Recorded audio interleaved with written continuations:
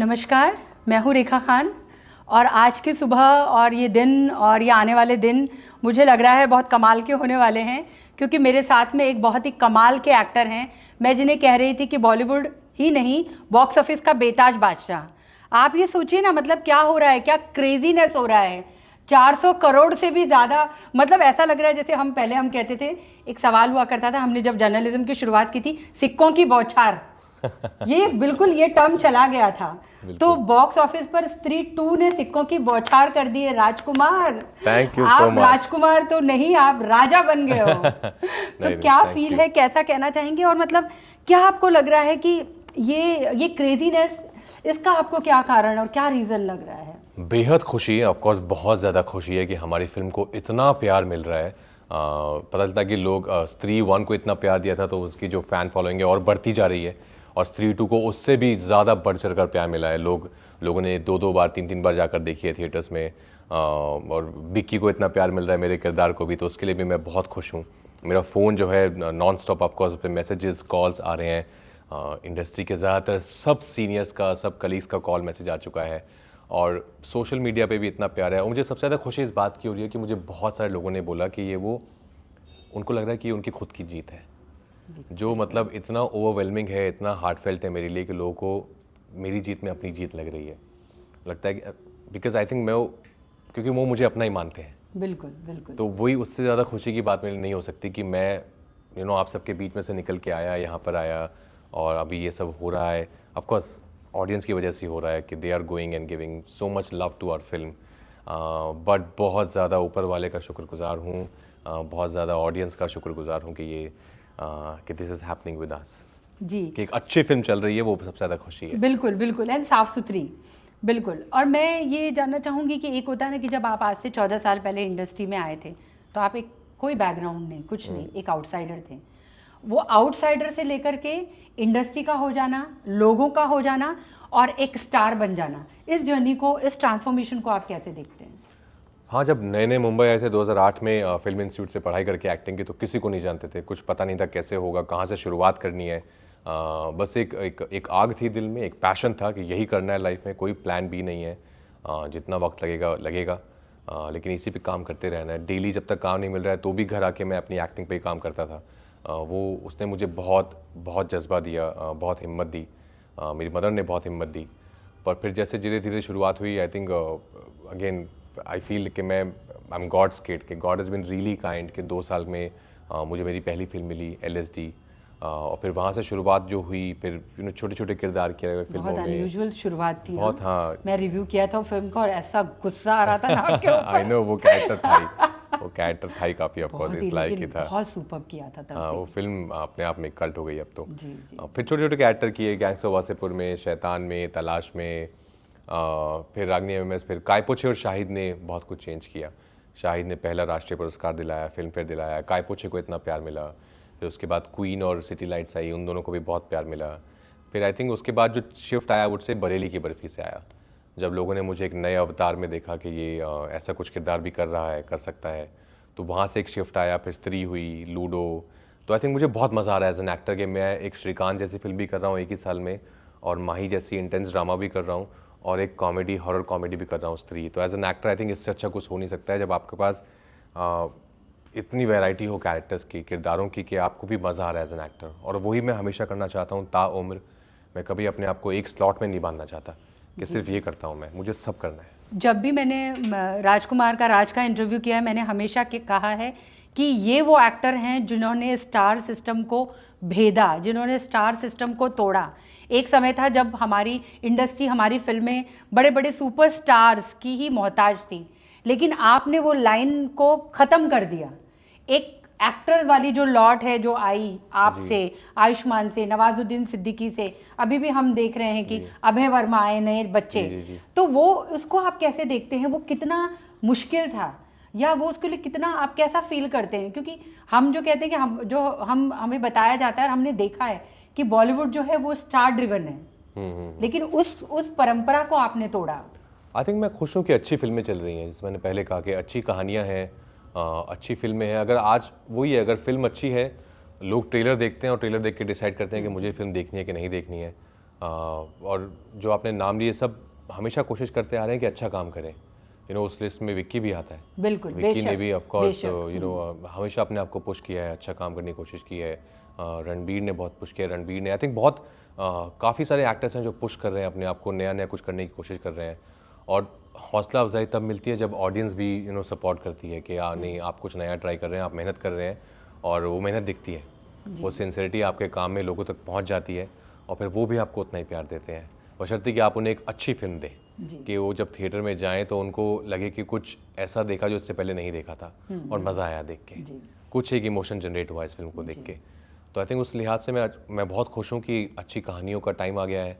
कि अगर आपके पास जैसे स्त्री, आज से आई थिंक 10 साल पहले किसी ने सोचा था कि एक फिल्म स्त्री जैसी जो एक हॉरर कॉमेडी जो है वो इतनी बड़ी ब्लॉकबस्टर बन जाएगी, पर आई थिंक वक्त बदल रहा है, कहानियों का टाइम है। एंड जैसे कि है कि खान और कपूर से लेकर हटकर आपकी अपनी एक अलग फैन फॉलोइंग है, एक अलग बेस है और उसमें आप मतलब एकदम बिल्कुल बहुत ज़्यादा पसंद किए जाते हैं, क्या कहना चाहेंगे? जैसे मैंने पहले कहा कि बहुत दिल से शुक्रगुजार हूँ मैं सबका। This lot of gratitude and nothing else. कुछ मुझे पता है ये नहीं होता है, बहुत कम होता है कि एक छोटे शहर से आया वो लड़का जो बस अपना जुनून, अपनी आग लेके आया था इस शहर में और सीख के आया था, बहुत काम, बहुत एक्टिंग, थिएटर, FTI करके आया था कि मुझे करना है, मुझे और कुछ नहीं करना लाइफ में, यही करना है और मैं इसके लिए अपना जी जान लगा दूंगा इसको अच्छा करने में। और फिर उसको इतना प्यार मिलना ऑडियंस की तरफ से और आज इतनी बड़ी सक्सेस भी होना, तो आई थिंक नथिंग, मुझे लगता है कि सब ऊपर वाले ने किया है, आपके हाथ में कुछ होता नहीं है, आप बस ईमानदारी से मेहनत कर सकते हो, उसके अलावा आई थिंक ऊपर वाले हैं जो आपको लेके चलते हैं। एंड आपके लिए सबसे मुश्किल दौर कौन सा था? एक होता है ना कि एक हमेशा कहा जाता है कि एक एक्टर सक्सेस पे तभी पहुंचता है जब वो एक नकारा जाता है, एक रिजेक्शन के दौर से गुजरता है। जी। तो आपके लिए मुश्किल दौर कौन सा था?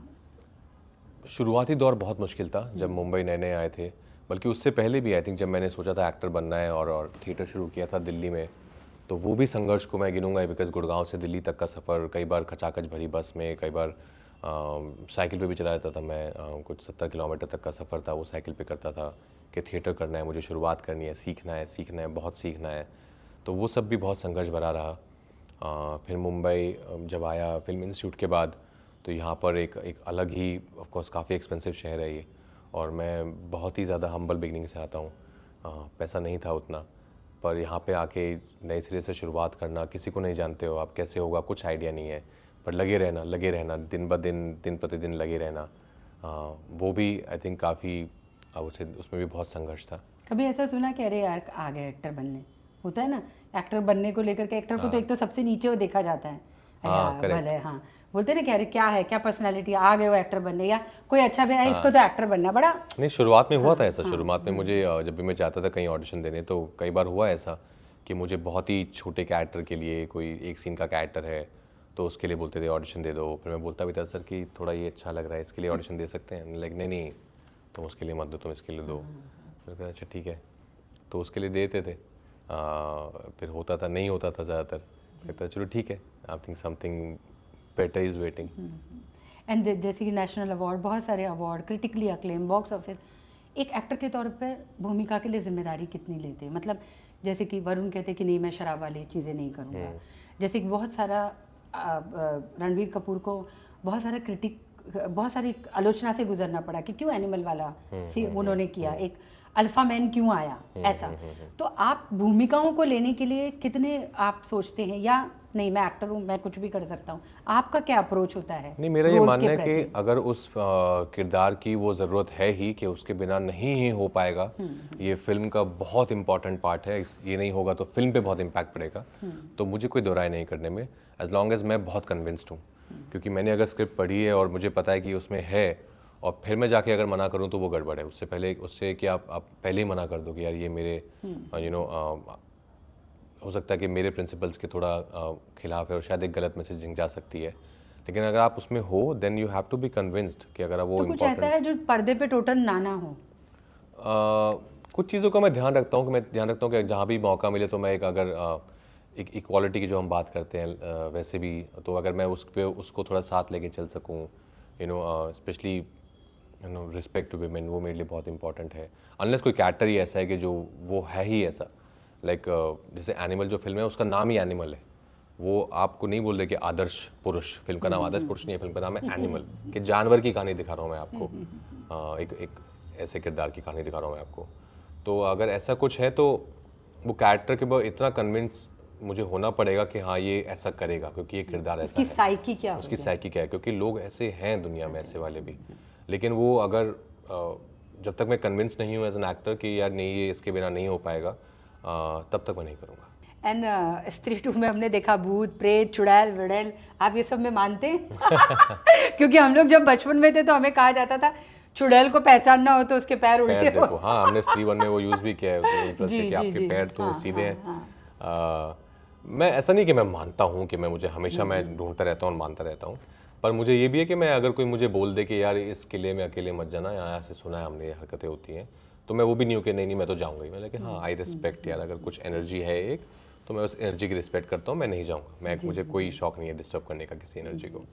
एक एक्टर के तौर पे आपने अपने आप को तो कहते ना कि एक सर्वगुण संपन्न अभिनेता बनाया, लेकिन उसमें आपके डायरेक्टर्स का आपके लिए कितना हाथ रहा? सबसे क्योंकि मुझे लगता है कि आपके डायरेक्टर्स का अगर हम नाम देखें, आपकी फिल्मोग्राफी देखें तो बहुत अद्भुत है वो भी। नहीं सारा श्रेय उनका है, आई थिंक राइटर्स और डायरेक्टर स्पेशली, बिकॉज ये सिनेमा का जो माध्यम है वो डायरेक्टर्स का ही माध्यम है। थिएटर को बोलते हैं एक्टर्स का माध्यम है, सिनेमा डायरेक्टर्स का माध्यम है, और it's all up to the director. हम तो अपना काम आते हैं ऑफकोर्स, अपना कैरेक्टर प्ले करके चले जाते हैं, और क्योंकि जस्ट बिकॉज हम फेस हैं, लोगों को दिखता है, तो इसलिए आई थिंक एक हो जाती है कि एक्टर, बट सिनेमा डायरेक्टर का माध्यम है, और सबसे ज़्यादा इज्जत और प्यार उन्हीं को मिलना चाहिए कि उन्हीं की फिल्म, उन्हीं का विजन है जो हम सब फॉलो कर रहे हैं। तो मैं तो आई थिंक सारा श्रेय अपने डायरेक्टर्स को देता हूँ, because your film is as good as your director and you are as good as your director. जी, आखिरी 2 सवाल है मेरे। ओवर द इयर्स हमने देखा है कि सिनेमा भी बहुत बदला, OTT है या चीज़ें हैं, जब हम कोविड के बाद वर्ल्ड सिनेमा से हम मुखातिब हुए तो हमने एक राजकुमार राव की बॉलीवुड को लेकर के फिलॉसफी में कितना एक वाइडर हुआ या कितना बदलाव आया, या क्या नज़रिया रखते हैं आप बॉलीवुड फिलॉसफी को लेकर के?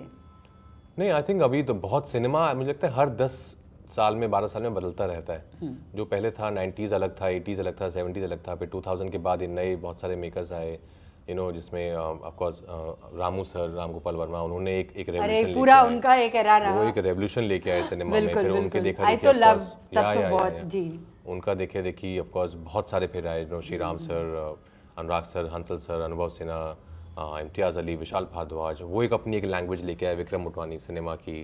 तो आई थिंक सिनेमा बदलता रहता है, मुझे लगता है हर 10-15 साल में एक नई आवाज़ आती है। जैसे अमर है, या फिर मेरे बधाई दो डायरेक्टर हैं हर्ष, जो कमाल का बैलेंस करते हैं कि एंटरटेनमेंट भी है और एक कमाल की मैसेजिंग भी है, और कहानी भी बहुत अच्छी है। उन्होंने किरदार भी बहुत अच्छे से पिरोए हैं उस कहानी में। तो ये भी अभी एक नए तरीके का सिनेमा आया जो लोगों को बहुत पसंद आ रहा है कि आप हमें हंसाओ, आप हमें एंटरटेन करो, और फिर हमें सोचने थे कि ओह अच्छा एक सेकंड, इन्होंने तो ये बात भी बोल दी है, जो आई थिंक कमाल का सिनेमा है। ढंग से। ये मेरा आखिरी सवाल है। कहते हैं कि 2 सिचुएशन में ना एक आर्टिस्ट बोलते ना कि वो एकदम बोलते जानलेवा एक्टर आर्टिस्ट बन सकता है, या तो उसका दिल टूटा हो या दिल एकदम सीमेंट की तरह जुड़ा हो, मतलब या तो आपके पर्सनल फ्रंट पे वो एक सुकून हो, या फिर आप बोलते हैं ना दिल जला है दुनिया जला के राख कर दूंगा। लेकिन माशाल्लाह आप अपने पर्सनल फ्रंट पे भी आपके पास एक बहुत अच्छी पार्टनर है, वो एक करियर और आपको किस तरह से कॉम्प्लीमेंट करती हैं? वो मेरी बहुत ऑनेस्ट क्रिटिक है, वो मेरी स्ट्रेंथ है, वो मेरी हिम्मत है, वो सब कुछ है मेरी। और उनका वैलिडेशन, जब उनको कोई फिल्म पसंद आती है तो वो मेरे लिए बहुत इंपॉर्टेंट है। मैं जब फिल्म करता हूँ तो वो मेरी ज़्यादातर हर बार पहली ऑडियंस होती है जो फिल्म देखती हैं, तो उनको फिल्म पसंद आना मेरे लिए बहुत मायने रखता है, क्योंकि खुद भी एक्टर हैं, यू नो, बहुत स्मार्ट हैं, शार्प हैं, सिनेमा देखती हैं, पढ़ती हैं, तो उनका रिव्यू मेरे लिए बहुत मायने रखता है। End of course she is like we are husband and wife now, we are partners, we are lovers, friends, everything, we are family। तो वो उनसे मुझे बहुत हिम्मत मिलती है हर चीज़ में। जब कभी ज़िंदगी में ऐसा लगता है कि यार थोड़ा डाउन भी लगता है तो वो है, तो उनकी वजह से बेटर हो जाती है लाइफ। जब बहुत ज़्यादा खुश लगता है कि शायद अभी हो सकता है कि शायद दिमाग थोड़ा आ जाए, तो वो पकड़ के नीचे भी ले आती हैं, नहीं, you have to be here on the ground. जी, तो आपने देखा कि मेरे तमाम सवालों का उन्होंने कितने धैर्य से जवाब दिया और कितनी सोच के साथ में मुझे अपने जवाब मिले। और मैं हमेशा कहती हूँ कि राजकुमार हमारे एक्टर हैं, हम जैसे लोगों को सपने देते हैं, उम्मीद देते हैं और उनको पूरा करने का एक जज्बा देते हैं। तो मैं आपकी बहुत शुक्रगुजार हूँ। Thank you. और आपके लिए मैं तो सोच रही हूँ कि दुनिया के सारे रिकॉर्ड स्त्री 2 अब बस तोड़ने ही वाली है और आप भी ऐसा ही समझते होंगे। बहुत बहुत शुक्रिया। Thank you so much. Thank you so much.